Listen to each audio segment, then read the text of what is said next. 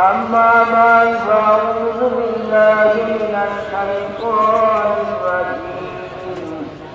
بسم الله الرحمن الرحيم يا أيها الذين آمنوا من يرتد منكم عن دينه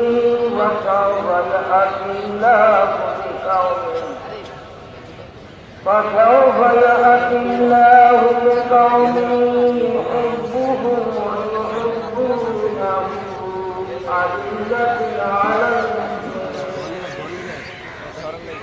أذلة على المؤمنين عزة على الكافرين يجاهدون في سبيل الله ولا يخافون لومة لائم ذلك فضل الله يؤتيه من يشاء والله واسع عليم وقال تعالى من كان يريد العاجلة عجلنا له فيها ما نشاء لمن نريد ثم جعلنا له جهنم يصلاها مذموما مدحورا ومن أراد الآخرة وسعى وهو مؤمن فأولئك كان سعيهم مشكورا كلا نمد هؤلاء وهؤلاء من عطاء وما كان عطاء ربك محظورا انظر كيف فضلنا بعضهم على بعض وللآخرة أكبر درجات وأكبر تفضيلا لا تجعل مع الله إلها آخر فتخرج مذموما مخذولا وقال رسول الله صلى الله عليه وسلم بادروا بالأعمال الصالحة فستكون فتن كقطع الليل المظلم يصبح الليل مظلما ويمسي كافرا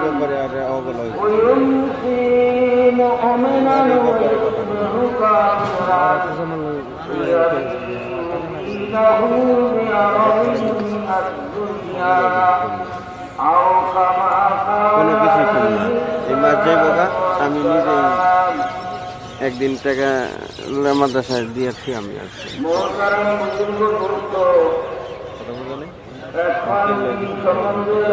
কথাবার্তা বলা হবে বলেন যে আল্লাহ যত বড় তার কথাও তত আল্লাহু আকবার রাসূলুল্লাহ সাল্লাল্লাহু আলাইহি ওয়াসাল্লাম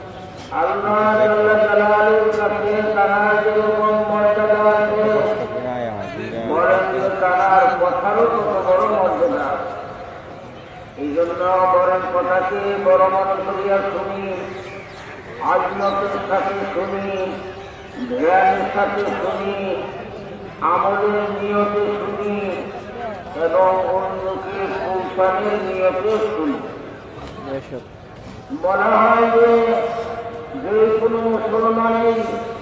দিনের যে কথাই সে জানো অন্য মুসলমানকে ওই কথা পৌঁছে দেওয়া এই তার মানে কতটুকু বলেন বাল্যে গুরু আমি ওলাও আয়া একটা আয়াতও তো জানি তাইলে অন্যকে এই আয়াতকে পৌঁছে দিলে সামান্য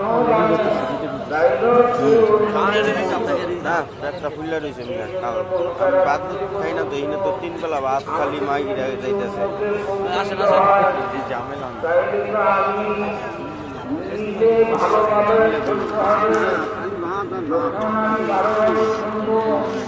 আমার ভিতরে লাগবে তখন অন্যকে আমি পৌঁছাইতে পারবো। যদি নাকি আমি না শুনলাম তাহলে অন্যকে আমার প্রধান থেকে পৌঁছাইছি। এই জন্য মহতারা বুজুর্গ বলত দিনের কথা আমরা শুনে শুনবো। আল্লাহ জাল্লা জালালুহু কোরআন কারীমের ভিতরে বিভিন্ন জায়গায় বলতেন, যেমন এক জায়গায় বলতেন ফাবাশশির ইবাদ الذين يستمعون القول فيتبعون أحسنه أولئك الذين هداهم الله وأولئك هم أولو الألباب। হে নবী, আমার বান্দাগুলোকে শুভ সংবাদ দাও যারা দিনের কথা কান লাগিয়ে শুনে এবং ওই কথা অনুবর্তী করে আমল করে, শুনে এবং আমল করে বলেন যে এই দুই গুণ যার ভিতরে ভালো হয়েছে এই কথা বলতে হবে যে আল্লাহ জাল্লা জালালুহু তাকে হেদায়েত দিয়ে দিয়েছে। এরকম ভাবে শুনে এবং আমল করে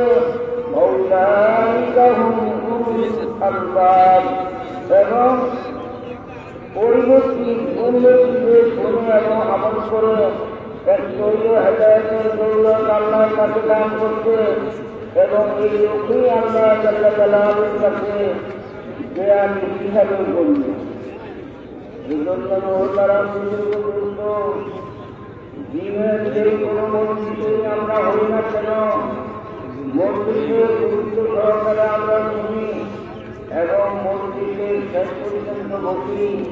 জানালার আওয়াজের ভিতরে আসছে রাসূলুল্লাহ সাল্লাল্লাহু আলাইহি ওয়াসাল্লাম বলেন,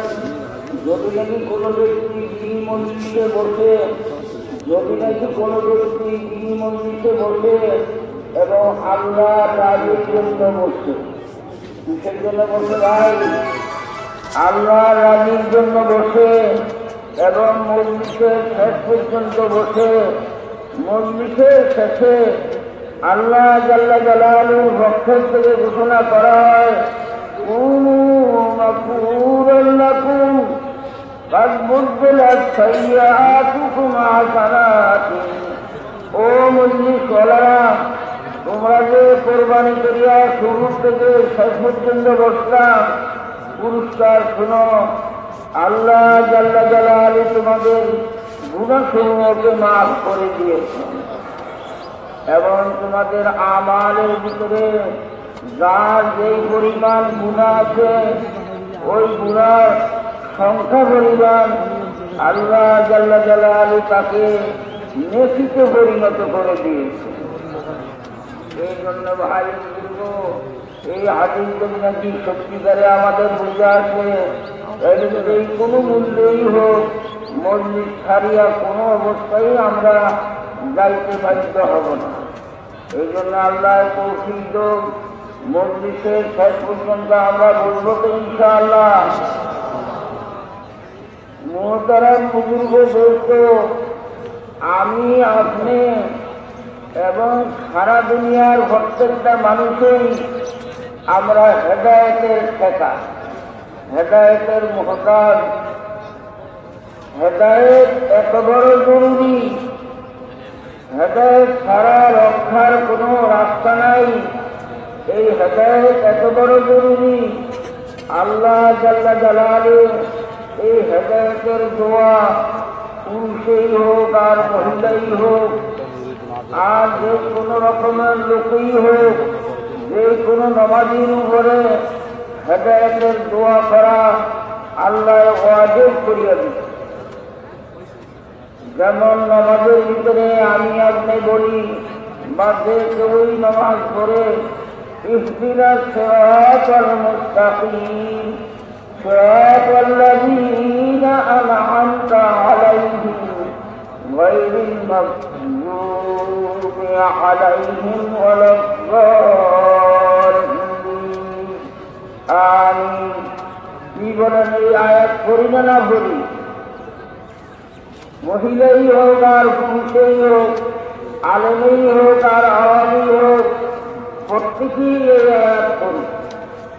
এই আয়াতের অর্থ অনেকে জানে আবার জানেও না না জানিও পড়ে এই পড়ার ভিতরে আমরা কি বলি যে আল্লাহ আপনি আমাদেরকে সঠিক সহি রাস্তায় চালান যেই রাস্তায় জানি যেই রাস্তায় আপনার প্রিয় বন্ধারা করেছিল আর আপনি তাদের উপরে রাজি হয়ে গেছেন রাজি হয়ে তাদের উপরে নিয়ামত শান্তি অবতীর্ণ করছেন আপনি আমাদেরকে ওই পথে চালান কি বলেন এই দোয়া করি না করি তারা মুসলিমকে বলছে এই দোয়া আমি আপনার করে থাকি বলেন যে আল্লাহ জাল্লা জালালুহু যেই বান্দাদের উপরে রাজি হয়েছিলেন নিয়ামত অবতীর্ণ করছিলেন তারা কারা তারা হল মিনান নাবিয়্যিনা ওয়াস সিদ্দিকিনা ওয়াস শুহাদা ওয়াস সালিহিন আম্বিয়া আলাইহিস সালাতু ওয়াস সালামদের জামাত শুহাদাদের জামাত সিদ্দিকীনদের জামাত সালিহিনদের জামাত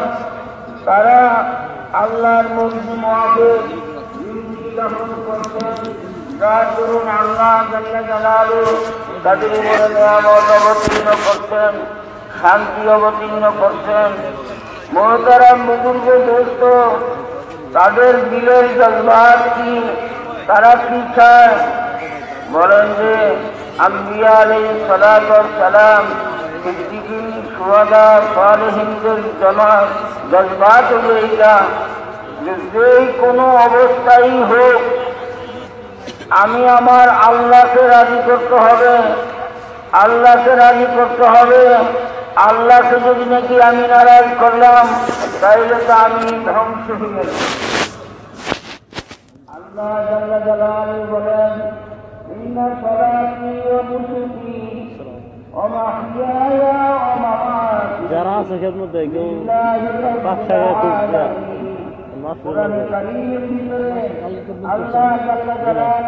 দায়িত্ব ছিল দেখাই দিতে বলছেন আমার নমাজ আমার কোরবানি আমার ইবাদত আমার দান সব কিছু আল্লাহর কথা বলাই ইব্রাহিম আলাইহিস সালাম নিজের ছোট বিবিকে ইসমাঈল আলাইহিস সালামকে সালামের ব্যাপারে আল্লাহ জাল্লা জালালুহু হুকুম দিলেন যে মক্কার মরুভূমির ভিতরে আলিয়া কাদিয়াকে রেখে দাও খেদমতের সাথে দিতে বলেন যে সাথে সবাই আল্লাহর উপর ইসমাঈল আলাইহিস সালাম এরকম ভাবে তার নাম এক মহিলা ওই বসিয়ে পরিবেশ থেকে পরিশ্রমের থেকে এই মক্কায় মুকাররমাতে নিয়ে এবং এখানে আইয়া তাদেরকে কিছু খানা পানি যা ছিল ওগুলো দিয়ে চলে গেছে যাওয়ার গরুকে জায়গায় লক্ষ্মীকে যান মহিলা জিজ্ঞাসা করেন যে আপনি কোথায় যান কোনোই জবাব দিতেছে না বলেন যে আপনি কথা মহিলা বললেন কেননা এখন দূরে চলে যেতেছে এখন যদি না বলি তাহলে তো কতই শোনা যাবে না এই জন্য তিনি বললেন আপনি যে কিছু করেন না চাইতেছেন আল্লাহ যদি আপনাকে হুকুম দিতে আমাদের এই অবস্থায় রেখে যাওয়ার জন্য ইব্রাহিম আলাইহিস সালাম মাথার জবাবে মাথার ইশারায় জবাব দিলেন হ্যাঁ তোমাদেরকে আল্লাহর হুকুম মতোই রেখে যেতেছি ওই মহিলা কি বলছিলেন যদি নাকি আল্লাহর হুকুম আপনি রেখে যেতেছেন তাহলে আল্লাহ জাল্লা জালালুহু তিনি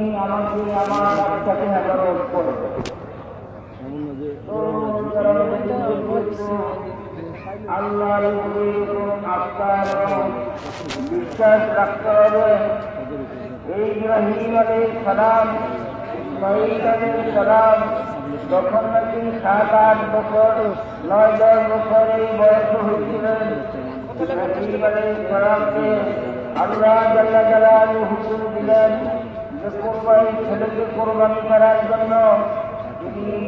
ইসমাঈল আলাইহিস সালামকে কোরবানির জায়গায় নিয়ে আসলেন। নিয়ে আসার পরে বলেন যে বেটা,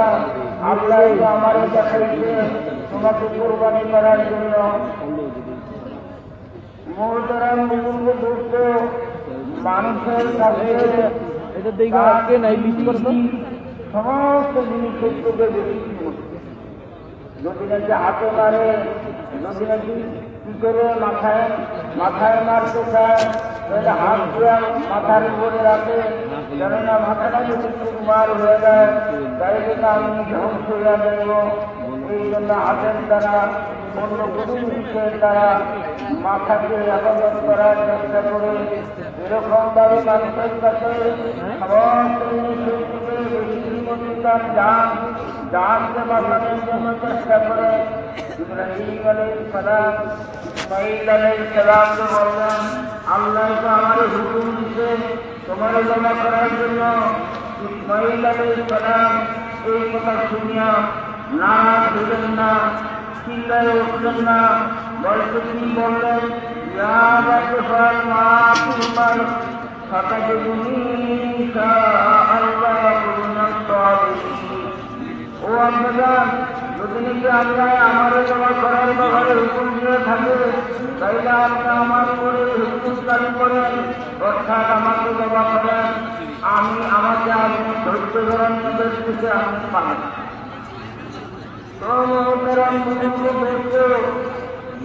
আল্লাহকে খুশি করার জন্য, জান দেওয়ার জন্য তৈরি, মান দেওয়ার জন্য তৈরি, জিন্দগির সব কিছু দেওয়ার জন্য তৈরি। আমার আপনারও এরকম ভাবে আল্লাহকে খুশি যে কোনো অবস্থায় করতে হবে, কেননা আল্লাহ যদি নাকি নারায়ণ হয়ে গেলেন তাইলে আমার আপনার বাঁচবার কোনো রাস্তা নাই, ধ্বংসের ভিতরে আমি আপনার খুলে দেব। এই জন্য মোহতারাম বুজুর্গ দোস্ত, ইব্রাহিম আলাইহিস সালাম বাচ্চাকে রেখে দিলেন। তারা এখানে বড় সবর করলেন, রাজি হয়ে গেলেন। তাইলে আল্লাহ জাতিকে ধ্বংস করছেন না কোনো বাঁচাইছেন।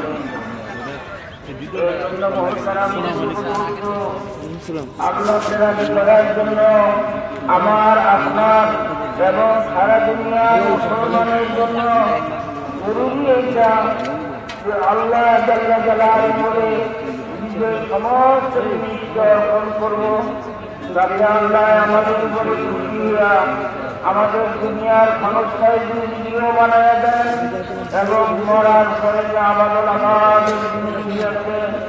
এখানেও তিনি আমাদের খুশি খুশি বানায়। এই জন্য মোহতারাম আম্বিয়া আলাইহিস সালাতু ওয়াস সালামের জজবাত তাদের জজবাতগুলো আমার জান, মাল, ইজ্জত, আবরু যা কিছু আছে সমস্ত দিয়েও আমি আল্লাহকে রাজি করতে পারি, তাইলে এই আমার টাইম, এর ভিতরেই আমার নাজাত। এই জন্য ভাই বুঝবো, সারা দুনিয়ার মুসলমান আমরা যারা তাদের জন্য আমরা নামাজের ভিতরে দোয়া করি, আল্লাহ আপনি আমাদেরকে ওই পথে চালান যে পথে নাকি আপনার প্রিয় বন্ধুরা করছিল, তাদের উপর আপনি রাজি হয়ে গেছিলেন। আপনি আমাদেরকে ওই পথে চালান এবং আপনি আমাদের উপরও রাজি হয়ে যান। আর কি দোয়া করি, আল্লাহ আপনি আমাদেরকে ওই পথে চালাবেন না যেই পথে নাকি আপনার দুশ্মনরা চলছিল, যেই পথে নাকি আপনার দুশ্মনরা চলছিল, তাদের উপরে আপনি নারাজ হইয়া আঘাত বদল অবতীর্ণ করছেন। আপনি আমাদেরকে ওই পথের থেকে ঘুরে রাখেন, ওই পথের থেকে বাঁচবার তৌফিক দেন। তারা হল ইহুদি, নাসারা, মুশরিক, বলবে তাদের জন্য কি তারা কি চায় মুর্শিদ মুলহিদ ইহুদ নাসারা এরা কি চায় এদের দরকার হলো মরণের পরে কিভাবে না হবে ওই বাজে কথা মরণের চিন্তা করিয়া লাভ হলো না বলছে দুনিয়াতে প্রতিদিন তুমি আসো খাও দাও আরাম করো মজা করো খুশি করো আমল প্রবণ করো মরিয়ে গেলে না হওয়ার হবে এটার কোনো খবর নেই আল্লাহ আল্লাহ জাল্লা জালালুহু বলেন ويقول الكافر يا ليتني كنت ترابا কাফেররা বলবে যে আরে যদি আল্লাহ আমাকে মাটির সাথে মিশিয়ে দিত তাইলেই তো ভালো আছে এই জন্য মহতারাম বুজুর্গ যারা আল্লাহর দুশমন তাদের জজবাত দুইজন নাই দুনিয়াতে খাইব লইব করবো ঘর সংসার করবো আরাম রাহাত করবো এরকম মানে একবার মরিয়া গেলে দেওয়া হয় হবে ও মহতারাম বুজুর্গ মুসলমানের তো এটি দুনিয়ার জিন্দিগি অল্প দিনের জিন্দিগি মরার পরের জিন্দিগি আসল জিন্দিগি এই জন্য হাদিসে বাহাদের ভিতরে আসছে যে ছোট বাচ্চা দুধের বাচ্চা এরাও এরকম ভাবে বুদ্ধিমান হুঁশিয়ার লোকের মতো কথাবার্তা বলছে এরকম কয়েক বাচ্চাই বলছে তার ভিতরে এক বাচ্চা এরকম বলেন যে তার মা বাচ্চাকে দুধ পান করাইছে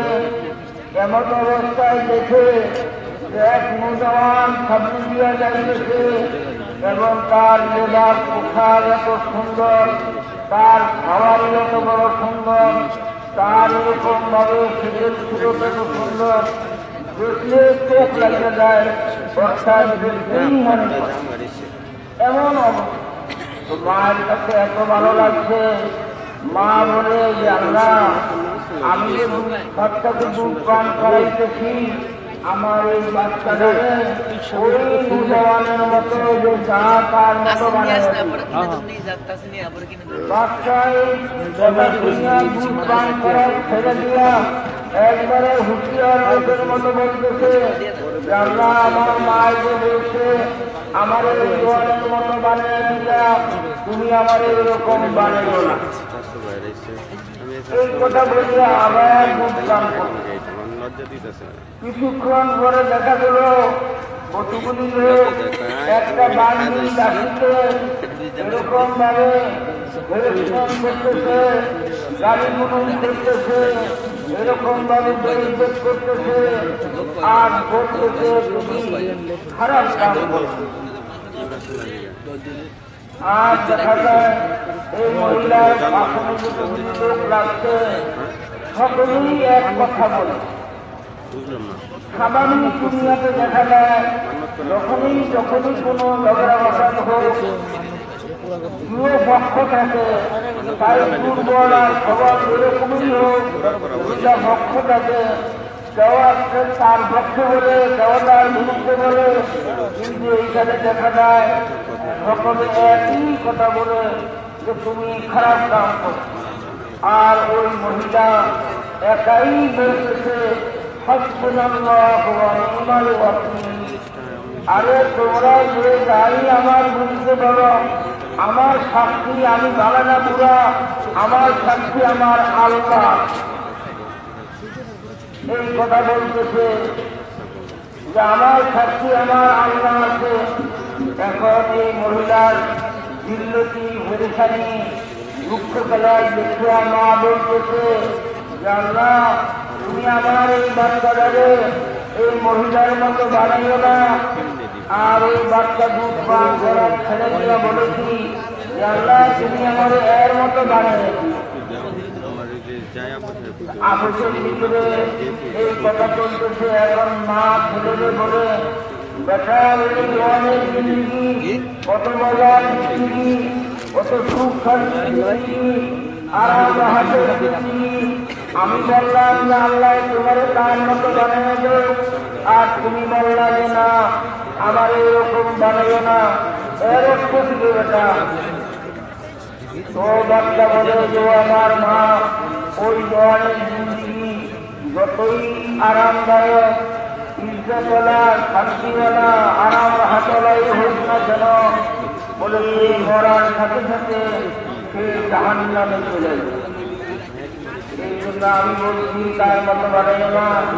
আর এই মহিলার যতই দুঃখ গেলার ভরে স্বামী হোক না কেন,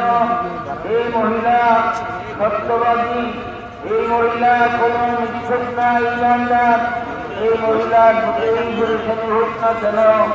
মরার সাথে সাথে সে জান্নাতে চলে যাবে। এই জন্য মহতারাম বুজুর্গ দোস্ত, দুনিয়ার সুখের কোনো দাম নাই,